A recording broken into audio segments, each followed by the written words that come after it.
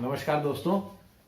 मैंने अभी अपना YouTube चैनल कुछ समय पहले ही लॉन्च किया था। तो बहुत से मेरे अधिकतर वीडियोस जो हैं अंग्रेजी में हैं, तो बहुत से लोगों के सवाल थे और बहुत से लोगों का सुजेशन था कि मैं हिंदी में भी वीडियो पोस्ट करूं। तो यह डिसाइड हुआ कि हर एक वीडियो इंग्लिश और हिंदी दोनों भाषाओं में पोस्ट होगा, अलग अलग पोस्ट होगा। तो आज सबसे पहले हम बात कर रहे हैं 498A के बारे में, और उसके बारे में जो सबसे ज़्यादा पूछे गए सवाल हैं मैं उनका जवाब देना चाहूँगा। 498 जैसा हम जानते हैं कि इसका दुरुपयोग बहुत ज़्यादा होता है।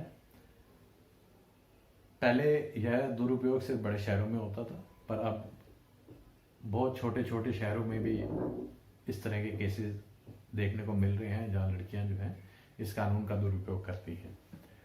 इससे जुड़ी हुई कुछ भ्रांतियां हैं जो इन प्रश्नों के द्वारा शायद मैं दूर करने का प्रयास करूं। इस वीडियो में सिर्फ हम वो प्रश्न ले रहे हैं जो मुझको लोगों ने व्हाट्सएप पे या सहोदर मीटिंग में पूछे हैं, और जिनका मैंने एक नोट बनाया कि सबसे अधिक कौन से सवाल पूछे जाते हैं, और मैं उनका जवाब देने की कोशिश करूंगा इस वीडियो में। सबसे पहला सवाल जो बहुत अधिक पूछा जाता है वो ये है कि क्या 498A का केस या दहेज उत्पीड़न का केस 7 साल के बाद भी फाइल किया जा सकता है या नहीं। तो हाँ, दहेज उत्पीड़न का मुकदमा 7 साल के बाद भी दर्ज कराया जा सकता है। यह भ्रांति शायद इसलिए पैदा हुई क्योंकि दहेज हत्या का मुकदमा शादी के 7 साल के बाद नहीं बनता है, पर दहेज उत्पीड़न का जो मसला है वो कभी भी, और ऐसे भी किस्से देखे हैं जिसमें 10 साल 15 साल बाद भी दहेज उत्पीड़न का मुकदमा दायर कराया गया है। एक अन्य सवाल आता है मेरे पास, क्या 498A और दहेज उत्पीड़न एक ही बात है या अलग अलग बात है? दहेज उत्पीड़न दंडनीय अपराध है और दहेज उत्पीड़न जो है 498A के अंतर्गत ही आता है।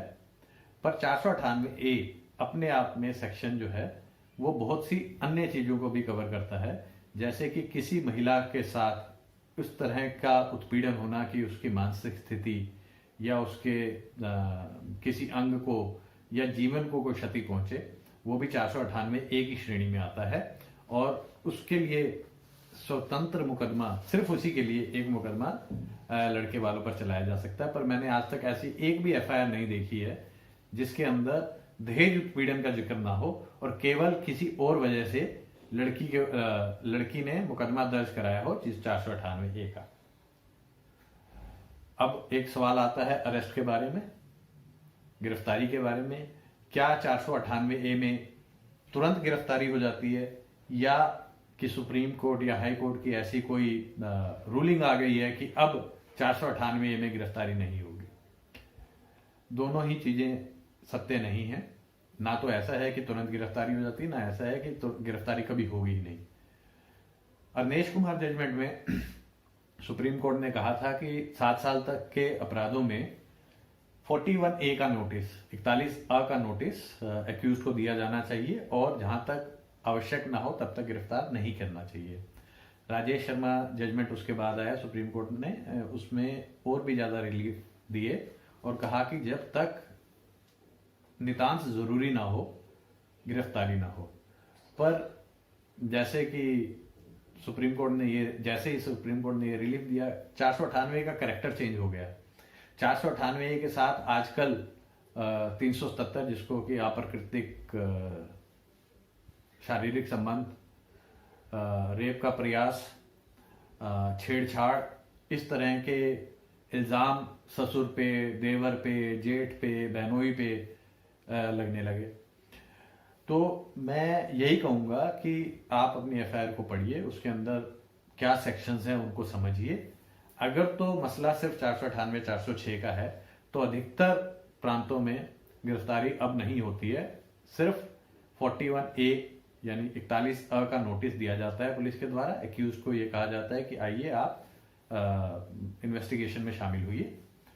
पर कुछ प्रांत है, जैसे मुझे बिहार, झारखंड और वेस्ट बंगाल का बताया जाता है, पश्चिम बंगाल का बताया जाता है कि वहां पे गिरफ्तारी बड़ी ही आम है। तो वहां पे आदमी को चाहिए कि बेल ले ले, और इसके अलावा अगर कोई अन्य सेक्शन, खासतौर पे कोई सेक्सुअल ऑफेंस का सेक्शन 377, 376, 354 लगा है, तो उस एक्यूज को बेल जरूर लेनी चाहिए, वरना कहीं ऐसा ना हो कि हम उसमें रह जाएं कि गिरफ्तारी अब नहीं होती और हम गिरफ्तार हो जाएं, फिर लंबा अंदर चले जाएं।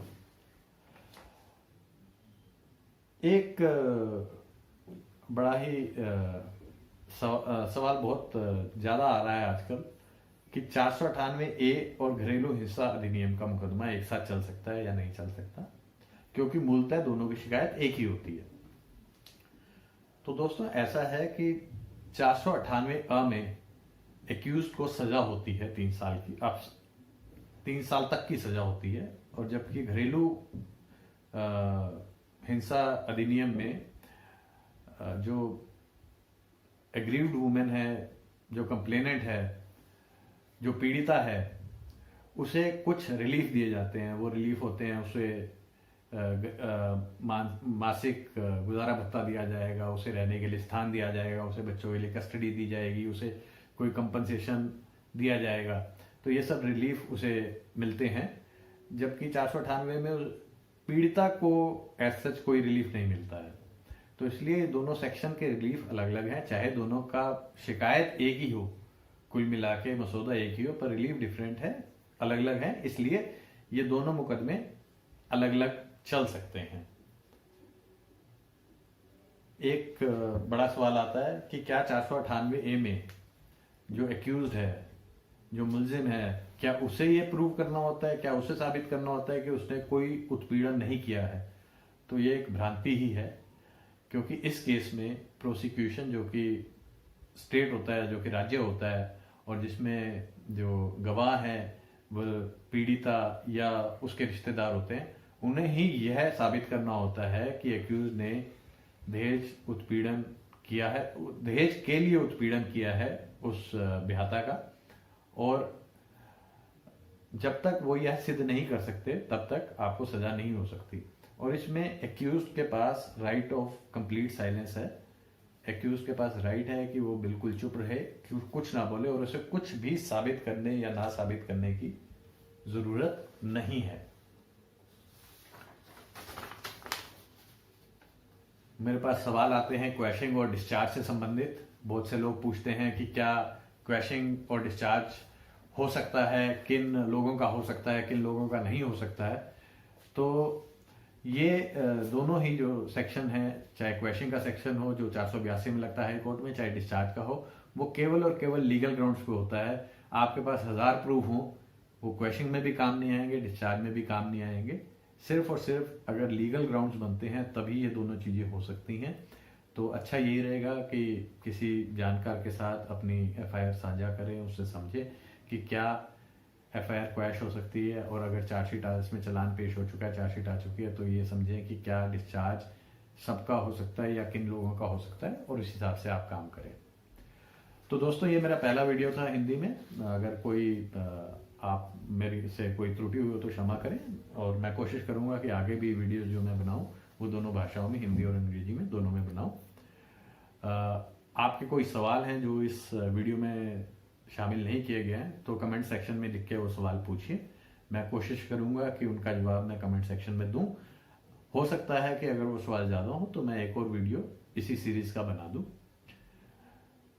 इसके अलावा आप सब लोगों को पता होगा कि हमारे व्हाट्सएप ग्रुप चलते हैं, जो कि आप उनमें शामिल हो सकते हैं। उनमें शामिल होने के लिए आपको व्हाट्सएप करना है 9811850498 पर। अगर आपको मेरा ये वीडियो पसंद आया हो तो हमारे चैनल को सब्सक्राइब करें और बेल आइकन को दबाएं। धन्यवाद।